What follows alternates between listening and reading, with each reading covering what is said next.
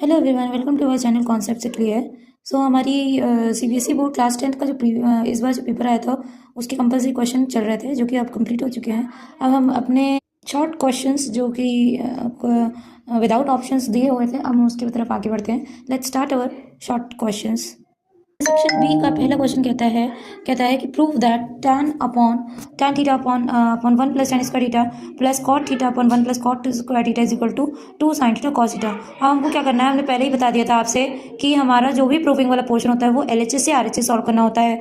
और हमें क्योंकि फॉर्मुले जो रहते हैं ट्रिग्नो के कुछ फॉर्मुलेज हैं, जिसमें कि हमारा एक फॉर्मुला था हमारा sine square theta plus cos square theta is equal to 1, और दूसरा फॉर्मुला हमारा tan और sec के फॉर्म में रहता है, थर्ड फॉर्मुला हमारा कॉसेक और कॉट के फॉर्म में रहता है। तो उसी में से हमारा एक फॉर्मुला ये होता है 1 plus tan square theta is equal to sec square theta, जिसकी जगह और 1 plus cot theta is equal to cosec square theta.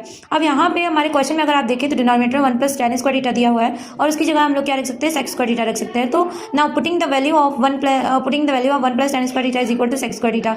और तो जब हमने वैल्यू रखी 1 प्लस tan स्क्वायर थीटा और 1 प्लस कॉट स्क्वायर थीटा की जगह, तब हमें क्या मिला, tan square theta upon sec square theta plus cot square theta upon cosec square theta.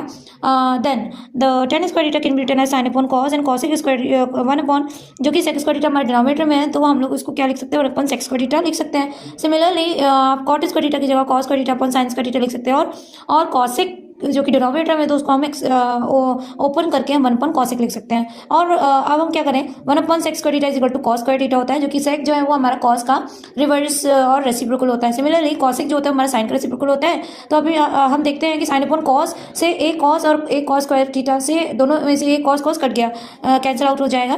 तो अगर आप देखेंगे तो आप बचा क्या, वहाँ पे sin square theta cos square theta. Similarly यहाँ पे sin upon cos sin and sin will be cancel out, so then you will get sin theta और cos theta, sin theta plus cos theta plus sin theta plus cos theta, then we'll get 2 sin theta plus 2 sin theta cos theta, जो कि हमारा RHS है। सो hence proved।